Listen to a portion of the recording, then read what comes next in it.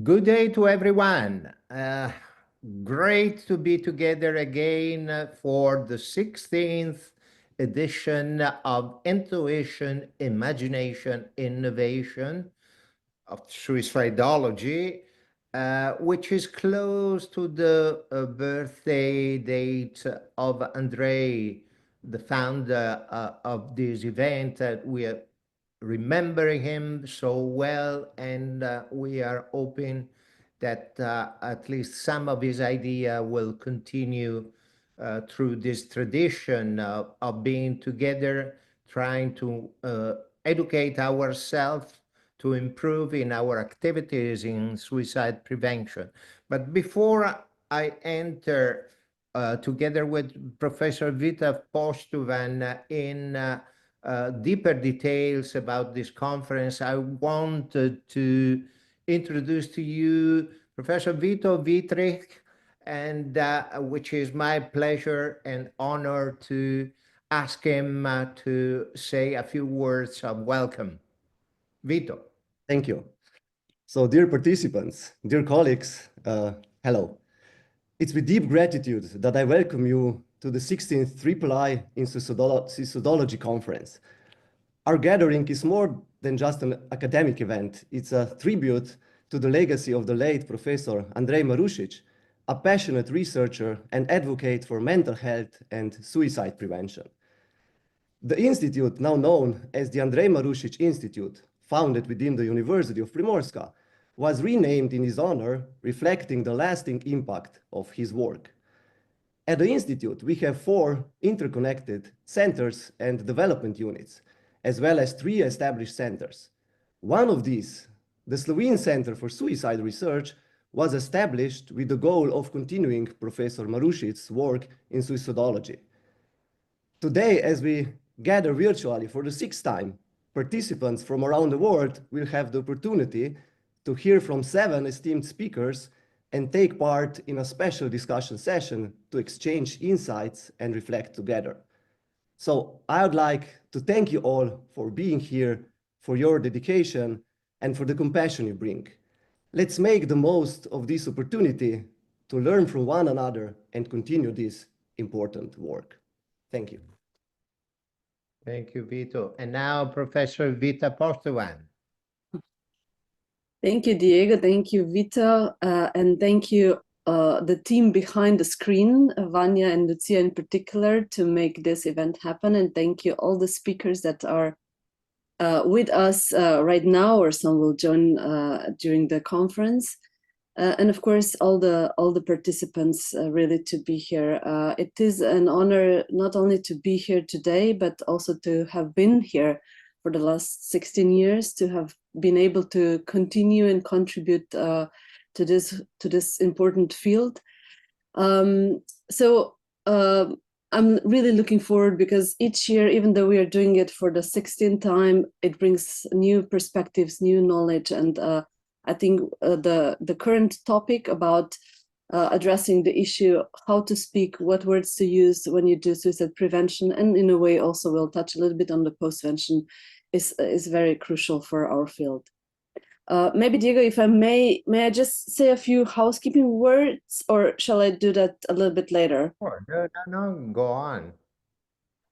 So just to remind you that the whole event will be recorded, and you will also receive the recordings, the links to the recordings, and the certificates of the participation of the event later this week. Hopefully, we'll manage to do that very soon. But for the sake of the smooth organization, that during the conference, your microphones and the cameras will be turned off. We do ask you to really take care of yourself, even if you are professional in this field. We are talking about a very sensitive topic, very also emotionally hard topic. So maybe if it's too much for you at one time, you can maybe take some break and return maybe even to the recordings that will be sent out later on. We want to also thank you for those who have managed to donate any penny, so to say, to the event. We are doing it without any benefits financial, but we will take all the donations that have been received to organize the community day that will happen in Slovenia in September. So we are doing that since we have hosted 2 years ago the International Association for Suicide Prevention World Congress. So then we established this community day, and now we have been continuing that also in our center. So all the donations will directly go to the event in September. I want to just say a last word that during this conference, I think we are touching on this important topic in order to also pay respect to anyone who suffered or is suffering due to suicidal behavior, their relatives, and also the relatives who lost their loved ones due to suicide. I think it's for them that we are also doing this work. And just to tell you that we are coming from, I think, we are more than 300 people being together. Now I forgot how many countries. Vanya, you will have to tell us how many countries, but I think you have seen the world map that covers the countries. So it's quite impressive to have everyone with us here. Yes.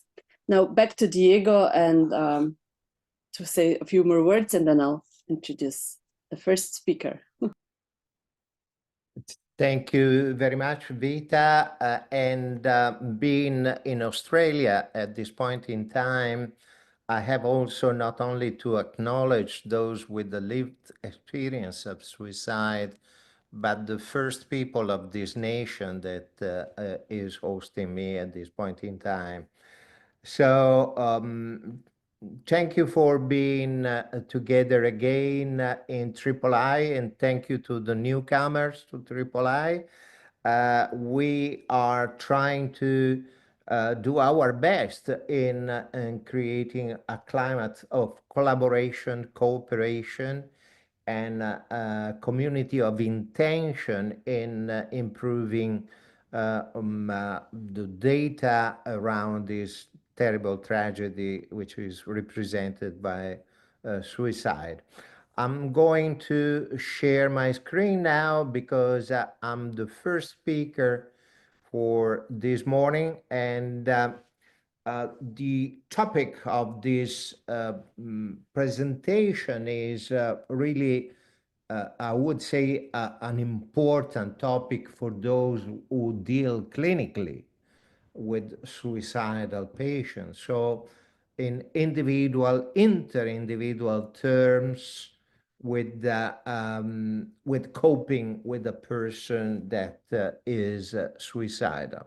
So we are going to see how we should treat these people, what to avoid saying and doing during this treatment, and see what are in certain environment, including when is needed hospitalization, and when a person is first in a emergency department and then needs to be followed. So how we should behave in maintaining these people alive.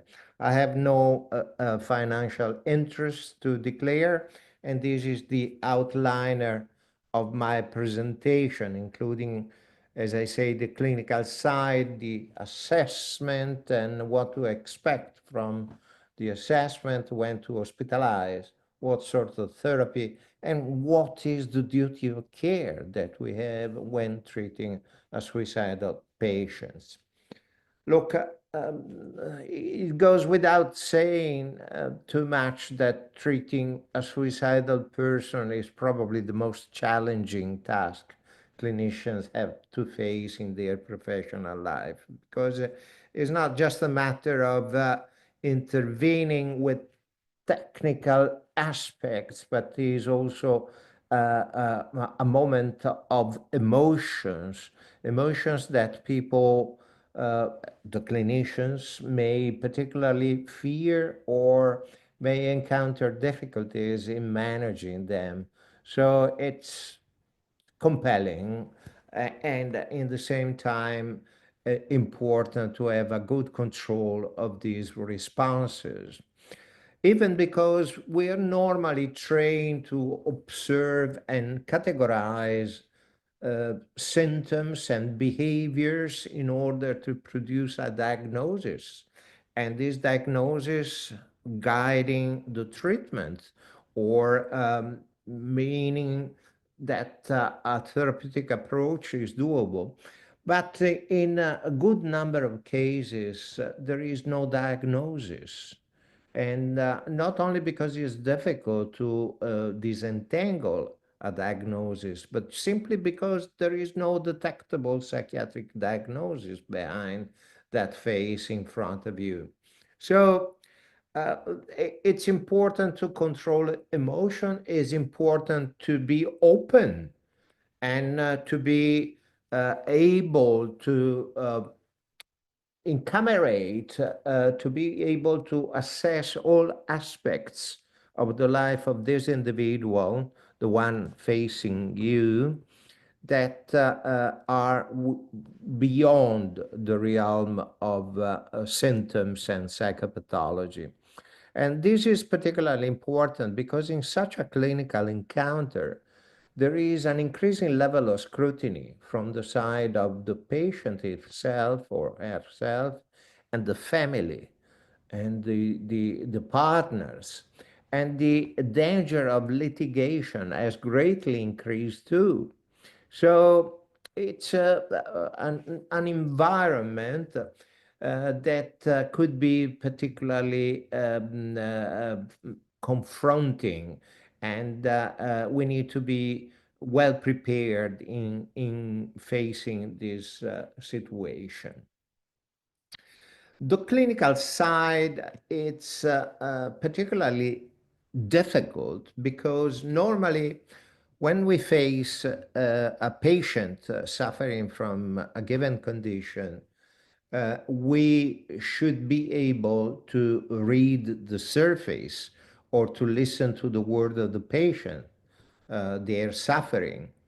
But here, with a suicidal patient, we can be told that there is a suicidal ideation, but also this suicidal ideation being denied or disguised. So the absence of this reported intention is never sufficient to exclude the risk of a suicide. And this is important and very peculiar of the treatment of a suicidal person. In addition, a further complication comes from the fact that suicidality, and I mean by suicidality both ideation and behaviors like self-harming or attempting suicide, suicidality fluctuates.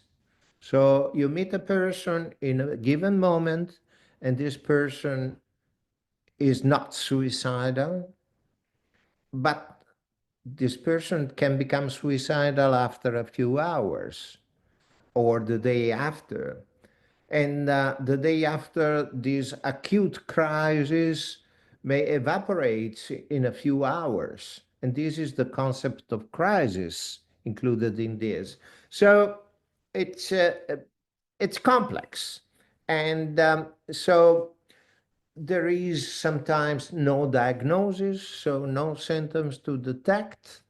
And we need to go through the lens of sociology, anthropology, cultural issues, and going beyond the psychopathological lens that we are so commonly use in clinical practice. How to assess if a patient is suicidal or not? Well,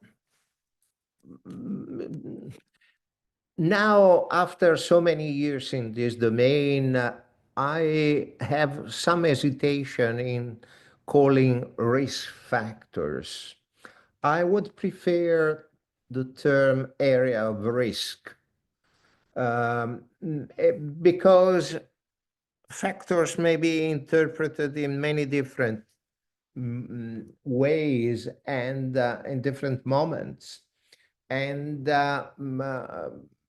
maybe they can characterize in more general terms under the aura or the cloud, as you prefer, of an area of risk.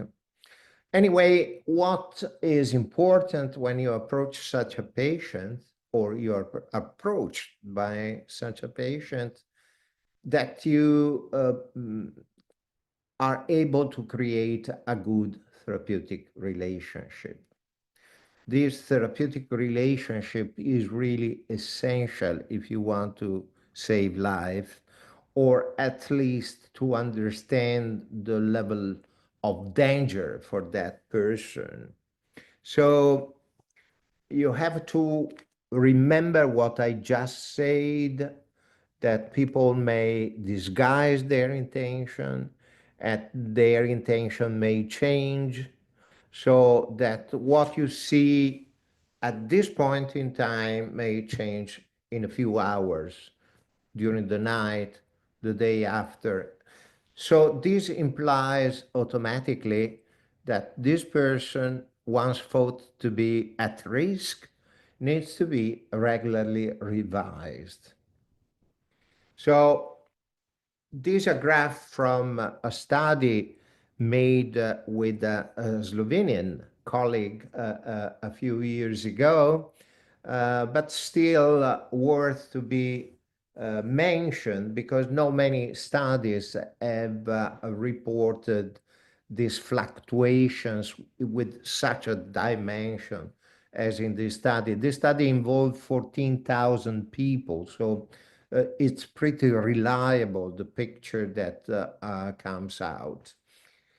Many suicidologists insist in explaining the concept of continuum in suicidality, starting from suicide thoughts, maybe even before some death thoughts. So a natural cause involved in that, or an accidental cause, and then a deliberate intention to die by suicide, and then maybe some plan, and maybe some self-harming, and then maybe some attempt. Okay, this continuity exists in a fifth of subjects with suicidality. Only 1/5 of this person present, as a matter of fact, this continuum hypothesis. The vast majority, nearly 3/3 of people, are those presenting with fluctuations, vast fluctuations. So intercepting the moment in which suicidality is more detectable, or the most detectable, can be a chance. And so the landscape in suicidality may vary suddenly and in a very rapid way. Now, when I was in Australia, my time in Australia, I have funded a rather unique type of clinic, which was the Life Promotion Clinic. And the clinic followed a clock model for investigating the patients. So we scrutinized the reasons for referral first, because the clinic was open to every patient, and it was for free.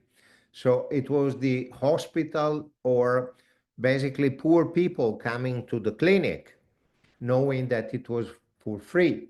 It was a research clinic, so the people knew in advance that they would have undergone a scrutiny through tests, laboratory tests, but also questionnaires, taking approximately in total more than 1 hour for each patient before they were seen by a clinician.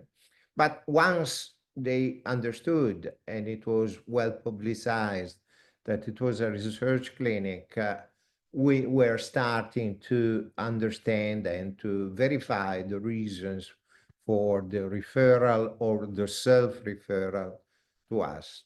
Then it was the moment to see the story of these people, the background information, what they had to present at that point in time, to evaluate the most risky areas, said by the patient themselves, but also by the accompanying people, because it is essential also to investigate family members or other people that may have introduced the patients or even against their will. We asked for the level of functioning, what he was doing in life, how he was doing in life, with what level of involvement and dedication, the presence of other conditions, somatic or psychic, the level of stress, what was rendering more acute the crisis of the person, and the previous contact with clinicians, previous treatments. And a very important aspect, what were the aspect, the most positive, the strengths of those patients? What could we use as a leverage to verify what could be the prognosis of the person, the future of that person? Then we put together in a summary report everything, including the area of risks, and we made a calculation on what could expect to the person and to the surrounding persons, and the barriers, the possible barriers and obstacles to any improvement. This was our model of intervening on patients. But when you have a patient clearly for the first time, and if you don't have the time to go through, like in a research clinic, first of all, you have to judge the severity, particularly if the patient attempted suicide, and the need, the urgent need possibly for medical care, the level of distress of that person, particularly the emotional level of distress, and what could be immediately dangerous, what is entailed in the danger to the safety of that person, and to see if there are protections around the patient, safeguarding his health and life. The person is meant to be better or doesn't matter. The person has a willingness to undertake a care plan or is completely opposing and negative, because this makes a huge difference. You cannot take care of anyone who doesn't want to be cured or taken care. Remember this, please. And is it the case that I manage the patient, or does this patient the need for a specialized mental health carer, a specialized service, a psychiatrist? And it is needed when the level of concern for this patient is very high or persisting, and if the continuity or the frequency of self-harming behavior is continuing to be there, and it's maybe even increasing in severity, and there is the need to make an assessment for the entire uh, life conditions of the person, creating a network of support among other mental health services and carers, and evaluate also what is happening in the family or the other next of kin to the patient. When we are there, we don't have to have hesitation in naming suicidal ideation or suicidal wishes. We don't have to be afraid of pronouncing the S word. Uh, you have to be a person in whom the patient believes. And you have to be really concerned about the health and the life of the patients. And if you don't show this consideration or this empathy towards the patient, it's impossible to help these patients. And so it's important that you reassure the patient that you're there to help. You're not in a hurry. You don't have other people to attend. You are there for the patient. Don't disregard the dangerousness of the situation, please. Don't be superficial. Don't imagine that the patient is joking or just threatening in a demonstrative way. Be always concerned and take the patient seriously. Be direct, be open, but not never being judgmental. Don't argue about the suicide idea. Don't make the philosopher. Don't interact in this way with the patient. Don't say that there are good motives and bad motives. Please, these are terrible mistakes. Uh, Listen, don't judge. Recognize that the person feels in troubles, that feels very upset. Ask him or ask her how they want to deal with their situation, what are their plans. Um, Tell them that there are people able to help, that there are options, and clearly they have to decide if accept these opportunities or not. Um, Try to help the person to be in contact with these possible sources of help.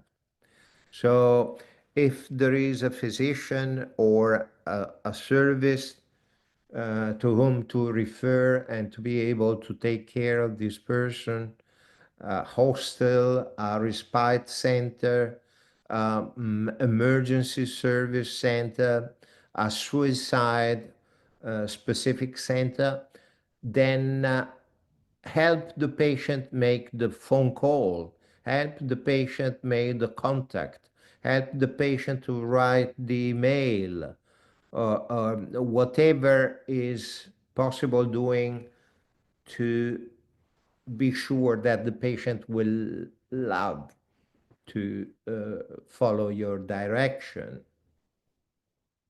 You have to suggest some possibility to the patient, some different possibility from what is concerning those patients at that point in time. One sentence that we were used to adopt is the following: if you were in a court of law, does this deserve, as you believe, the death sentence? Because the patients often think that there are no other solutions, that the conditions they are living is unbearable, and that death is the only option they have. And please be careful about the environment. Make it safer. Have a look on what could be potentially dangerous.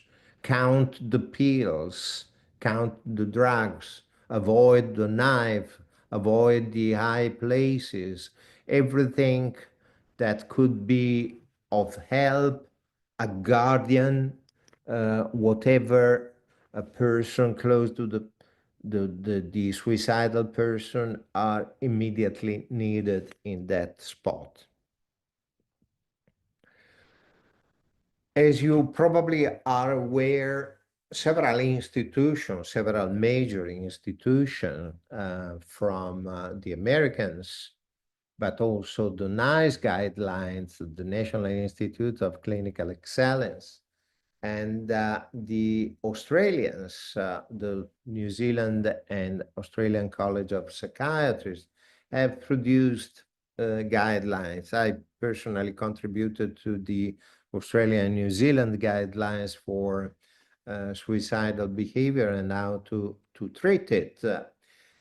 Well, the problem with these guidelines, as we'll see in a short while, is there are differences between them, and these are very relevant also in the management of suicidal patients. But we'll see them and describe them in moments. For the time being, I want to introduce the problem when suicidal ideation or suicidal crisis are apparently unmanageable at the individual level, and it's time to ask for hospitalization. And hospitalization needs to be carefully decided because it can be a double blade sword in the sense that it can be something also with the negative side because people who were hospitalized have an increased risk of suicidal behavior. And for different gender, hospitalization also involves different type of consequences. For example, for males, being hospitalized is much more dramatic in terms of consequences that for females, at least during these historical phases of society evolvement, men feel that they cannot show themselves so weak, and often they are forced to change city and to change job. And this means that you have to live together with a degree of isolation at the beginning due to the fact that you are new to the environment. And so your habitual ties, friendship, and relationship were in the previous place where you migrated, you moved from. And so it's difficult to intercept or interrupt that vicious circle that at the end aggravates the risk of suicide instead of solving it. So this is important, and this is an additional reason to be very careful when you plan an hospitalization.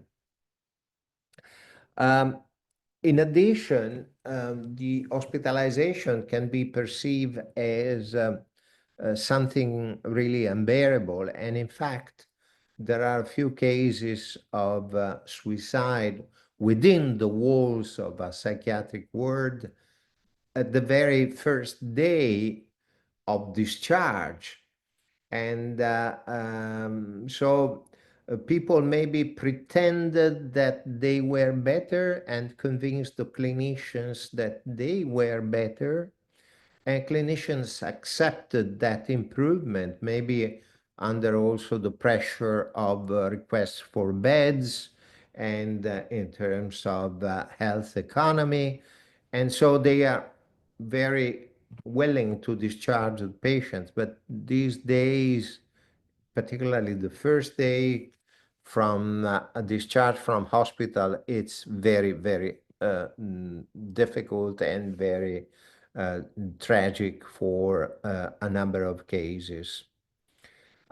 We have to remember that there is a lot of stigma embedded to that. I mentioned males, but clearly the stigma is also perceived by females. And despite the protection that the psychiatric wall may provide, there is also the difficulty of accepting an environment that you never tried before, and you feel particularly estranged in that environment. These may increase the difficulties and the distress after the situations. So, despite the fact that there is no firm conclusion if an involuntary admission really increases the risk for suicide, we are sure that the risk is very high after a dismissal, a discharge from a psychiatric ward. And with the increasing number of admission to the hospitals, it was also reported that there is an increase in the danger of suicide after these discharges from psychiatric hospitals. And this is particularly paradoxical because you may think naturally that a hospital admission could be a very protective and could be a safe place for patients. But in all evidence, we make something wrong because we are unable to introduce the patient in the right way. We are unable to accept the reaction on the patient in the right way. So there is a number of situations in which probably something goes wrong. And there is also, and is not completely uncommon, that suicide may happen inside the walls of a psychiatric ward, and this is particularly terrible. We are aware that suicide happens in prisons, in jail, very frequently, even in those cells where there is continuing observation, but people are able to die by suicide also in those environments. Clearly, hanging or cutting with something, uh, mm, for example, used as a tool, could be the most frequent. But also there are patients who absconds, and there is the patient that obtain a permission to make 1 day off from the ward, and this is the day when the patient dies by suicide.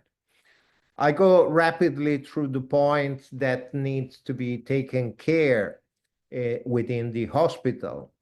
And clearly there should be no hanging points, and every transition within the hospital needs to be done with particular attention, because absconding or running out could be particularly frequent.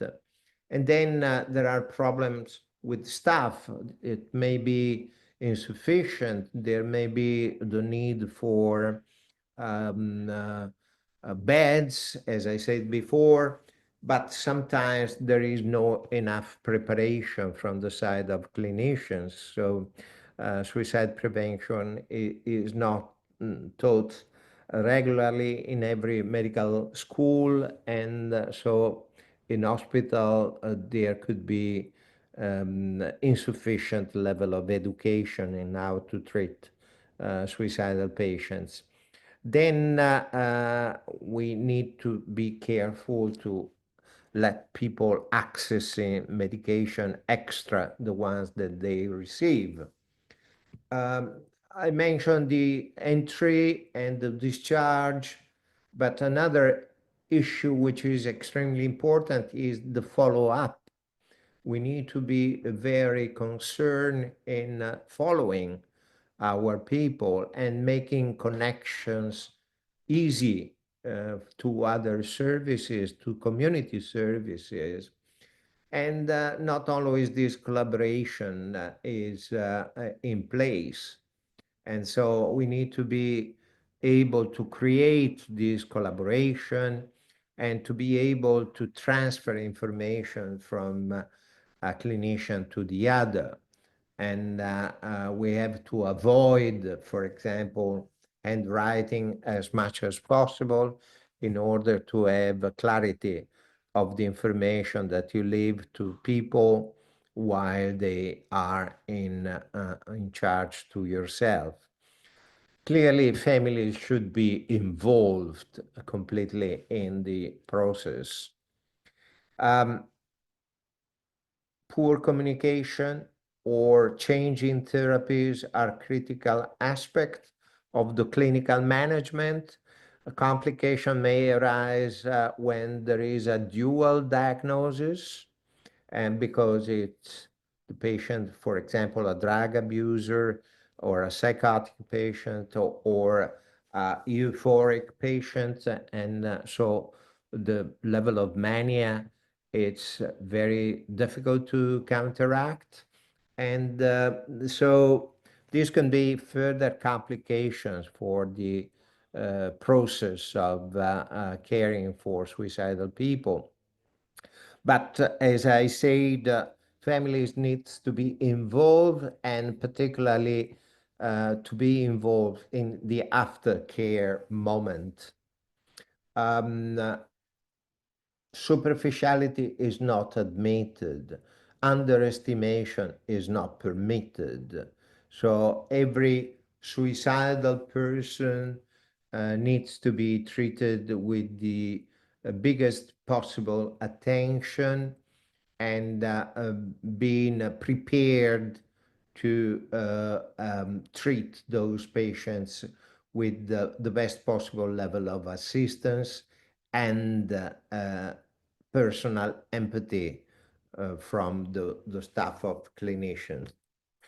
Um, Clinicians dealing with a suicidal person may be at risk of being overburdened, and clinicians need to be supported by other clinicians. So let's try not to treat in solitude the person at risk, but try to share your concern and the peculiarity of your therapy plan with other clinicians in a way to create a network of attention around that patient.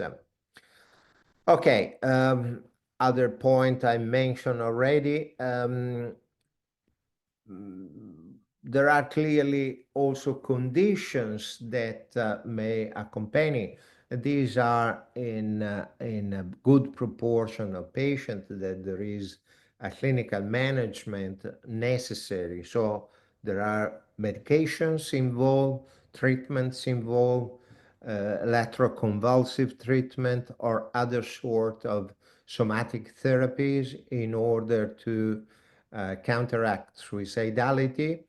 And we need to prepare patients to that and obtain their consensus, which is important because make the patient completely passive to therapy is never a good strategy in dealing with that. So no paternalism is any way acceptable.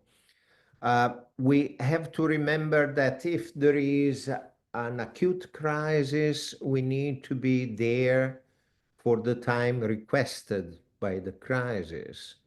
So sometimes the time goes well beyond the hour, and you need to be prepared to that. You cannot say to the patient, look, I have another patient now, and I need to go. I have a child waiting for me at home, and so if there are urgencies or emergencies, the patient needs to be adapted by another clinicians or by a network of clinicians to be left in safe hands, in other words. Please be aware that the patients may be reluctant to tell you particulars facing their minds, and so the story can be collected by partners or families. And you have to document what is happening with the patients, even because today is very rare that there is only one clinician treating that patient. There is a multitude of clinicians, and all those clinicians need to be completely aware of what is happening to these patients in order to have a good management process. So this is incredibly needed, and this brings also to the attention of people the need for documenting in a very clear format what is happening. Having said all those things, we need to be aware that the most powerful weapon to counteract suicidality in patients is the therapeutic alliance.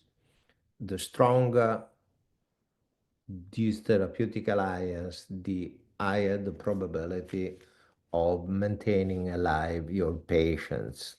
So this goes beyond everything. Now, let's go to the assessment and the prediction. Is it science? Is it art? Or is it a chance?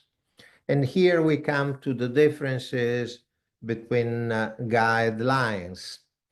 The literature is quite converging at this point in time.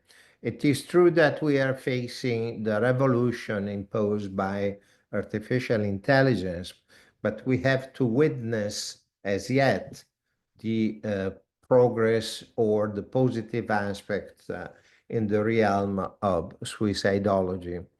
So it's difficult to predict a suicide attempt. Is even more difficult to predict a fatal suicide attempt.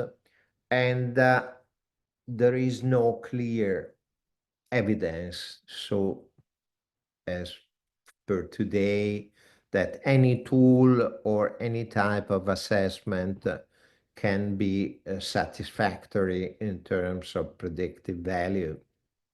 Even for those conditions that are well categorized in the DSM system, like major depression.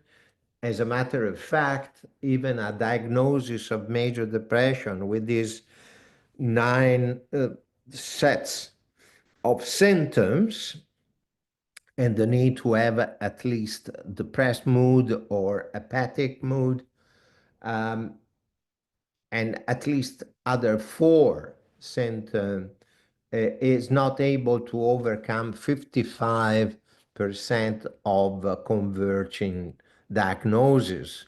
So a very poor concomitant agreement between different operators. And I'm quoting 2 classical studies, one from Australia and one from UK, that say, look, tossing a token or administering a suicide prediction scale make no much difference for the future of the patient. But here, the Americans are with opposing views. They have Kelly Posner and the Columbia Suicide Severity Scale as the national scale to detect suicidality. And Kelly has been awarded in a numerous time for his work. But UK and the NICE guidelines propose a totally different approach. Don't use risk assessment tools such scales and questionnaires to predict suicide or suicidal behavior. We need, the Britain says, we need to examine the needs and we need to assess the needs of the population, of the people, of the suicidal people, more than administering a scale. In Australia, we have trialed for years now this approach, which is not the magic recipe of anything, but it's something that is widely used, and this is called STARS. It has been done in cooperation of a number of stars in suicide research, and it has been adopted for at least 10 years now, and is the fourth edition that has changed the title. It's a systematic tailored assessment for responding to suicidality now, and it's delivered through a training. Jacinta Hallgood, a colleague of mine in ISREP, it's delivering the training. This instrument basically has a couple of principles that are quite interesting and could be different from the others. Not only the patient is the center of the stage, but the patient has to express his view and may agree or disagree with the clinicians. And they check every time they meet who was the right one. And the patient in my Italian version of STARS is also the person that has the copy of the booklet and has signed what we have said during the session. So we navigate together, we create one team, and each one of us is a member of this team. So there's not the doctor from one side and the patient from the other side. No, we are together in trying to fight suicide. I believe this is particularly important. Uh, this is just a description to give you an idea of what is the booklet of the stars, and uh, these are the suicidality questions, but stars may start from whatever the point. So it's not obligatory to start with investigating suicidality. You may well commence your trip through the life, the normal life of the individuals. And this is the way in which the client judge the particular area of his life as a risky area or a no risky area or a low or moderate risk for that particular area. So several areas are investigated and several areas obtain a judgment not only from the clinician point of view, but also from the patient point of view. Okay, I go fast to the safety plan, which is needed for all patients. This is really compulsory. We need to put the patient in a situation in which he recognizes the developing of a potential crisis, he is in a safe environment, he got rid of every potential lethal tool, and he has telephone numbers of friends, he has telephone numbers of doctors, he has telephone numbers of emergency doctors, and he knows how to call these people and when to make a call and an ask to those people. So summing up this area and going through the last minutes of my presentation, uh, please, there are no effective standardized instruments to predict suicidality. I'm not saying that they have no use or they shouldn't have used in clinical practice, because more or less they may guide the clinician to investigate certain areas. So they have a kind of educational value, but don't rely on these instruments to calculate the risk for those persons. Okay. What happens in an emergency department? In an emergency department, you have a contact with a person that is possibly visited and then discharged.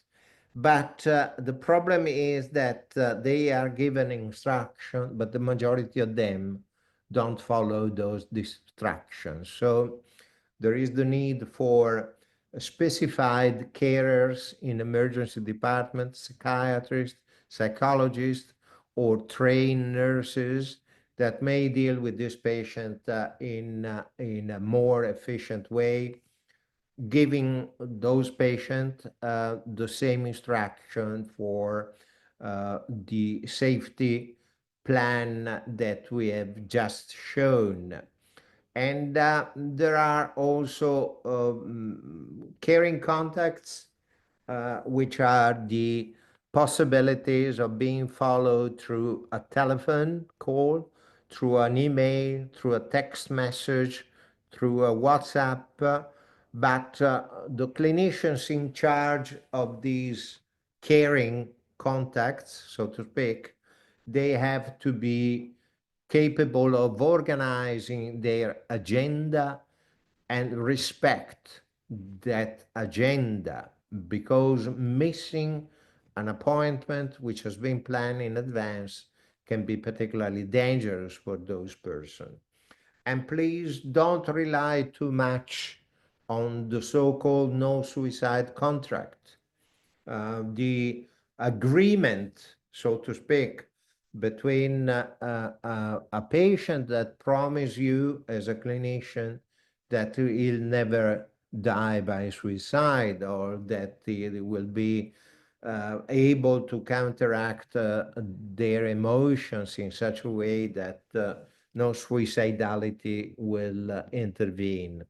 So there is no evidence of the benefit of this no suicide contract, and it's important to keep it in mind. This so identify obstacles and barriers, as I said during the interview at the Life Promotion Clinic. These are important. Be with the patient and be able to make appointment or to help the patient to make appointment with community services. And please be aware that the initial 24 hours after the emergency department contact are possibly the most dangerous.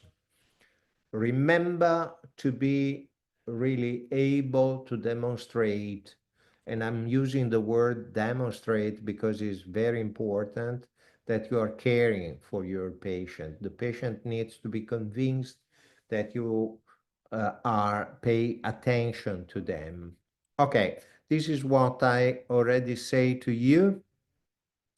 The best and the most convincing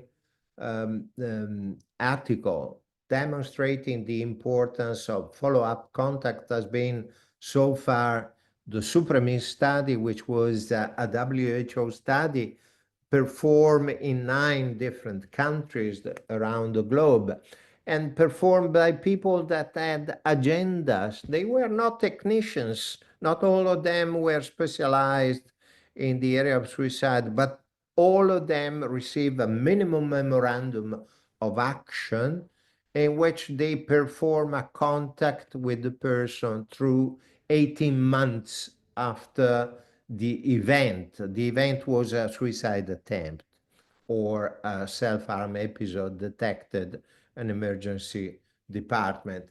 And look, it was a controlled, a randomized controlled study. And nearly half of the people were allocated to the treatment as usual, indicated as tau, and the other were allocated to the brief interview contact. And the brief contact was incredibly important because people who were not followed up with this brief interview contact, with the big contact, which was vicariated by the alcoholic colleagues, alcoholic care uh, uh, in the domain of alcohol disorders. The BIC was able to show nearly a 10 times less number of repetition and suicide in this group of people, which was fantastic. Look, I don't think I have time for those therapies, and I seen a finger crossing the screen by Vita. Um, when you are dealing with suicidal patient, duty of care is documenting what you are doing. In case of litigation, which sometimes is inspired by revendication in monetary terms by survivors, but more often, in my view, is just a sense of justice and respect for other people possibly cared by the same clinicians. So having a documentation clearly written down and demonstrating that you have done all the possible best to care of this patient, this is really needed. I have to stop here not to take away the time from the other presenter, and I thank you for your attention so far. Vita, it's up to you. Thank you, Diego. I think we could easily let you speak more, but we are in this scheduled time restraint. So, and there are a few questions already there that I think would be very interesting to hear your opinion about. And I thank you for this really interesting presentation so far. So there is one question there, which from Guste, probably. I hope I pronounced correctly. And it says, you have mentioned that it is important to create a good relationship with the patient. Now, do you have any advice how to do it? You have touched a little bit on that in the talk, but yes. Look, I don't want to be a dictator, just an old man. Uh, um, you need to be selected for this type of job. You need to have special characteristics to be able to help another person. I mean, in many psychiatric schools, I mean, there should be a serious selection. And in many parts, there is a selection.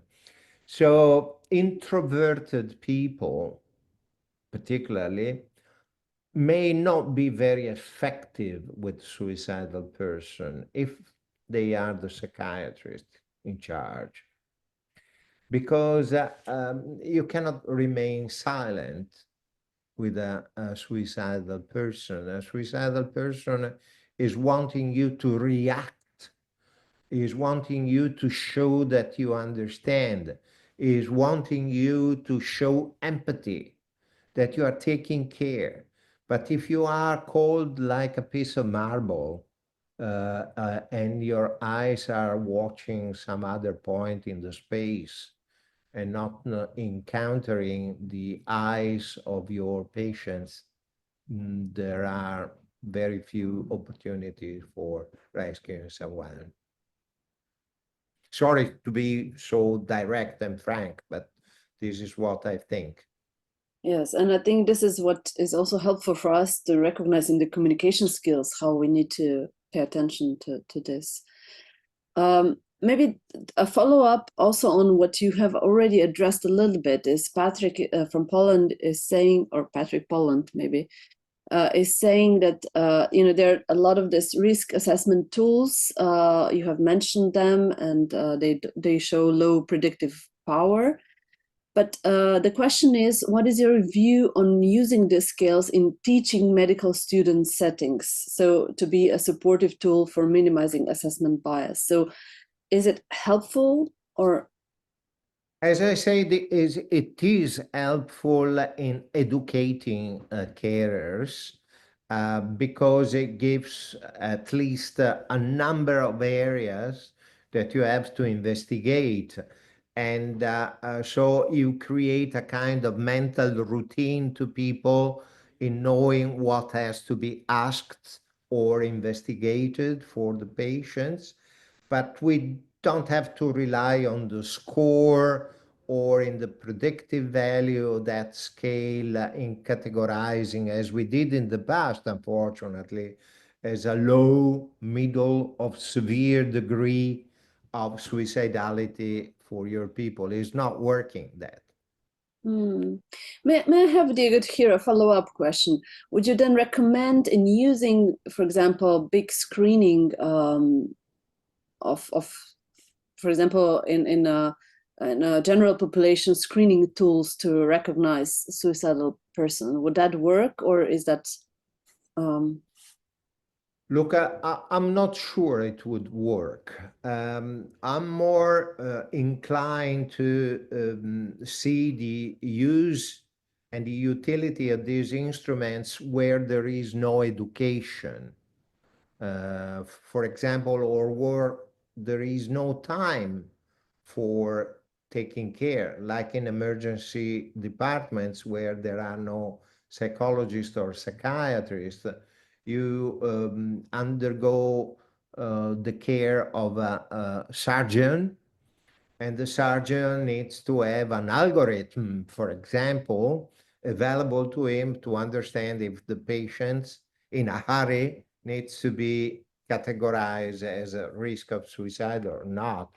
This could be useful. I believe this certainly could have a future, and possibly artificial intelligence will be able to ameliorate, improve remarkably this type of algorithms in particular environments. But in a one-to-one relationship, there are no algorithms. Diego, there is still one more question here, and if there is something more, please, participants, be welcome to post the questions in the Q&A section. I'll read the question for you, Diego, okay? So first of all, thank you for presenting suicidal behavior as a multifactorial phenomenon that extends beyond the psychiatric realm. Now, could you elaborate on how we can best support individuals in crisis while recognizing that suicidal behavior is not solely the result of psychiatric illness? So, taking away from the psychiatric diagnosis alone. Well, yes, I'm a psychiatrist taking away attention from the psychiatric environment. But having overcome this paradoxical situation, I have to say that we need to be aware of in what consists the life of those individuals. What is their quality of life? What are their needs? What are their ambitions, their expectations? What is their type of existence? Where are their hopes for improvement? Because as I learned from many histories of old men who died by suicide, one powerful killer is having the conviction that there is no hope for change. And so I'm old, I'm crippled, I'm suffering, medications are not enough, support is not enough. And then what? How can I improve? What is the meaning of my life? What is the role of my suffering? Should become more cruel to me? Or is it something that I may bear even if I don't believe in any God or whatever? So there are many aspects that needs to be investigated. That's why I'm saying, look, don't search for symptoms, but be wide in your introspection, being wide in your investigation. This takes time, but this especially requires a special attitude in individuals taking care of these suicidal persons. Thank you, Diego. And actually, there's a kind of a follow-up on what you just said. So the question is that the person found your explanation of a concept of a risk area rather than individual risk factors very interesting.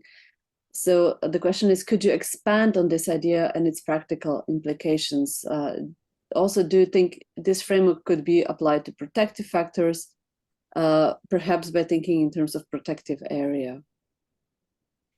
Look, yes, thank you for this question, which I regard as an important question. Area of risk means that the same aspect can be seen and observed through different life and perspectives. So there is a cultural understanding of that factor. There is an environment, a political environment, a societal environment that may read, for example, separation. It could be a conjugal separation. It could be an important risk factor in a very orthodox environment, but could be irrelevant in an environment that offers many opportunities of relationship. So there is no absolute value of that. And the same applies even to psychiatric disorder.